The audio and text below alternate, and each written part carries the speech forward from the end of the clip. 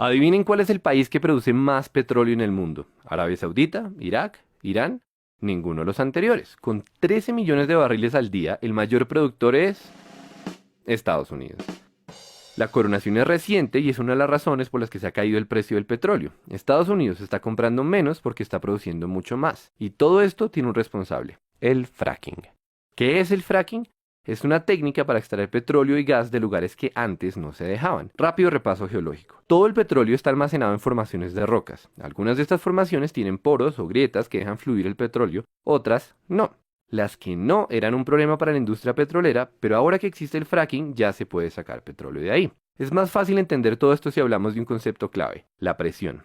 El petróleo es un fluido subterráneo que tiene que soportar millones de toneladas de tierra. Cuando nosotros taladramos hasta esa profundidad es como si estuviéramos destapando una gaseosa agitada. Así también el petróleo quiere salir por la tubería hasta la superficie porque la presión lo empuja. Pero todo esto depende de que exista un camino a la tubería. O sea, que las formaciones de rocas que almacenan petróleo tengan poros o grietas y que estén conectados. Si no hay conexión con la tubería es inútil porque la mayoría del petróleo se queda atrapado. Pues bien, resulta que ahora podemos fracturar las rocas para crear nuestras propias grietas. Eso es el fracking, que formalmente se llama fracturamiento hidráulico. Lo de fracturamiento ya se entiende, y lo de hidráulico es porque se utiliza agua a presión para romper las rocas, agua y arena. Pero la historia no termina ahí.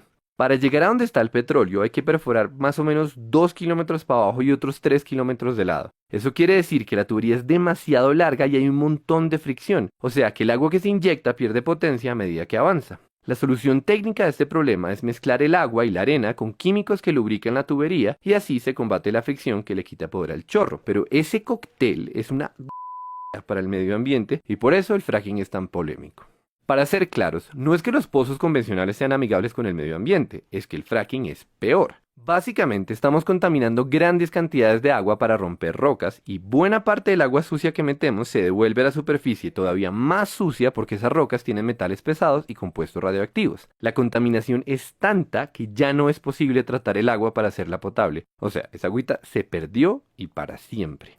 Entonces, ¿qué se hace con el agua sucia? Lo usual es que la entierren muy profundo, el equivalente industrial a meter mugre debajo de la alfombra, pero hay un problema, o más bien varios. Resulta que en el subsuelo existen reservas de agua potable y si el agua sucia del fracking llega a mezclarse con ellas, tenemos un desastre ecológico tremendo. Por supuesto, la industria petrolera y los que ponen las normas toman un montón de precauciones para que no ocurra esto. Por ejemplo, los pozos tienen un revestimiento de cemento y tuberías adicionales con el objetivo de evitar que el agua contaminada se filtre hacia otros lados. La pregunta es si estas medidas son suficientes y esa pregunta es particularmente relevante en Colombia, teniendo en cuenta que las normas se basan en estudios que fueron hechos en Estados Unidos, y acá la geología es diferente y poco estudiada. Mientras que en Estados Unidos las reservas de aguas subterráneas no pasan los 400 metros de profundidad, en Colombia ya extraemos agua potable a 1500 metros. Esa diferencia hace más asustadores dos de los tres problemas que tiene el fracking. Problema número 1. Las grietas causadas por esta técnica recorren el subsuelo de forma impredecible.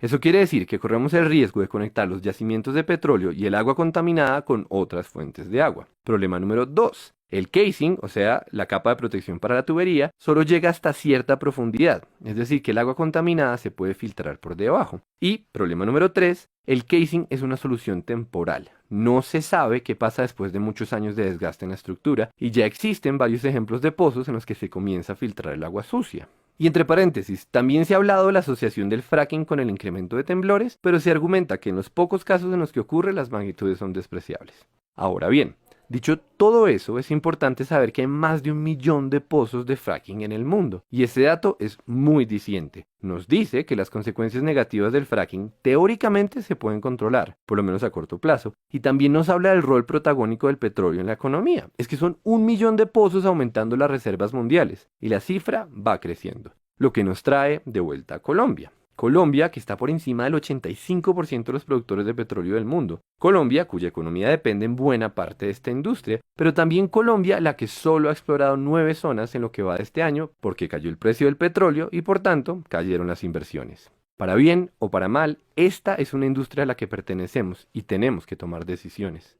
Es claramente un problema de costo-beneficio. ¿Vale la pena asumir el riesgo de que se debilite el sector petrolero? O, dicho al revés, ¿será que vale la pena asumir los riesgos del fracking? La respuesta no es fácil y no queremos decir que la tenemos, pero conviene aclarar una última cosa. Como el fracking es mucho más costoso y como el precio del barril está tan bajito y como la industria petrolera en Colombia está alicaída, se está hablando de incentivos tributarios para el fracking. O sea, el país recibiría menos plata usando esta técnica que usando la tradicional. Entonces, de nuevo, ¿vale la pena?